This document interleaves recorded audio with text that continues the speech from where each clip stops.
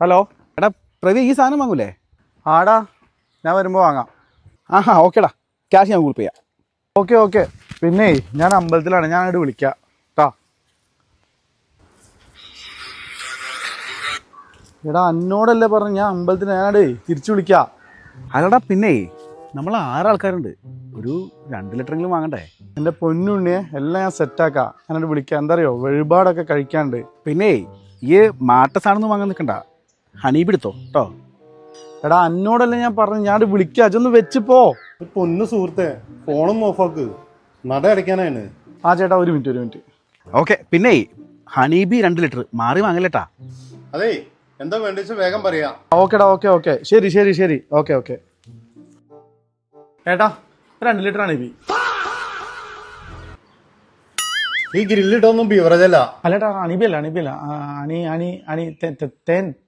തേൻ നിവേദ്യം. അങ്ങനെ ഒരു വഴിപാട് ഇവിടെ ഇല്ലല്ലോ, അതും 2 ലിറ്റർ ആണോ? അങ്ങനെയാണെങ്കിൽ വേറെ ഏതാ വഴിപാടുള്ളത്? പിന്നെ മലർ നിവേദ്യം ഉണ്ട്, അത് മതിയോ? ഏട്ടാ അത് മതി 2 ലിറ്റർ.